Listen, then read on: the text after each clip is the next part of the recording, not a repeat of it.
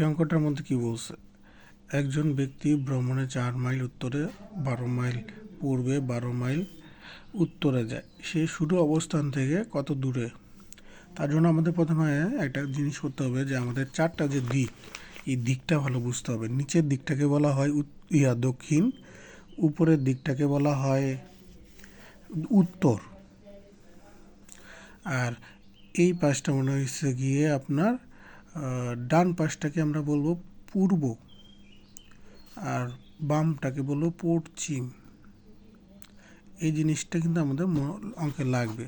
তা আমাদের কি বলছে 4 মাইল উত্তরে, তাহলে আমাদের পয়েন্ট যদি আমরা হাঁটা শুরু করি এইখান থেকে, সাপোজলি আমরা যদি এই জায়গা থেকে হাঁটা শুরু করি, তাহলে আমাদেরকে 4 মাইল উত্তরে যেতে হবে। উত্তরটা কোন দিকে?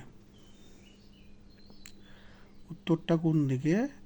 এই আমাদের উপরের দিকে উত্তর না? তাহলে আমরা দিকে গেলাম, এটা কি 4 মাইল।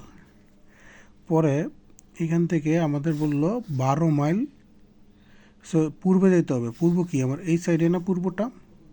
তাহলে আমরা 12 মাইলে গেলাম, 12 মাইল। পরবর্তীতে আমাদের বলছে আবার 12 মাইল উত্তরে যাওয়ার জন্য। তার মানে কি আমাদের উপরের দিকে যেতে হবে না? উত্তর তোমার উপরে, এটা হচ্ছে 12। তা এখন কি বলছে? এই যে সেই এই পয়েন্টে চলে আসছে। এখন শুরুর অবস্থান থেকে কত মাইল দূরে? তা আমার শুরু করছিল সেইখানে, ইন্ড করছে এই জায়গায়, তাই না? তাহলে কি এই যে আমাদের এই দাগটা, এইটা হিসেবে আর মানে আমাদের উত্তর। কিন্তু আমরা তো আর এমনিতে আর এটা বের করতে পারবো না। এটাকে আমরা যেমন ধরা বর্ধিত করে দিব এই জায়গাটায়, আর এই জায়গাটা থেকে বর্ধিত করে দিব। এই দুটা জিনিস একসাথে হয়ে যাবে। তো আমরা আমাদের কাজের সুবিধার জন্য নাম দিব কয়টা?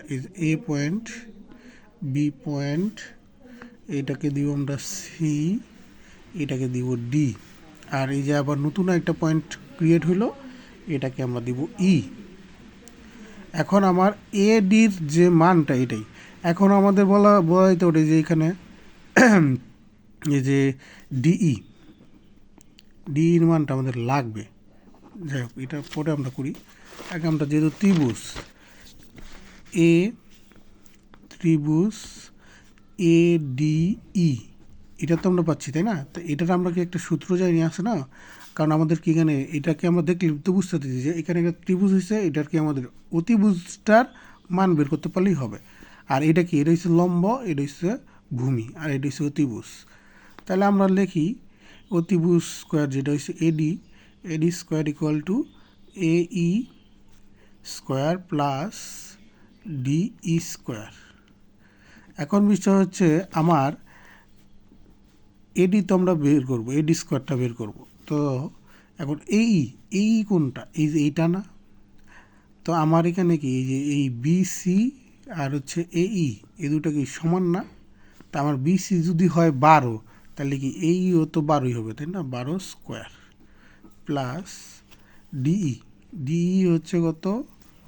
12, সরি ডিসি হচ্ছে 12, আর এখানে কি সি আর ই আছে না? সিইটা এই এতটুকু অংশ, এই এতটুকু অংশ তো সে যে এ বির সমান। তা এতটুকু অংশের আমার কত? 4 না? তাহলে 12 আর 4 হবে কত? 16। এই যে 16 স্কোয়ার। পরে ক্যালকুলেশন করে হবে হচ্ছে 144 প্লাস কত হবে? 256। তাহলে কত হবে? টোটালি 400। আর আমার মান তো বের করতে হবে এডি, তার জন্য এটা রুট ওভার করে ফেলবো আমরা। √400 = 20।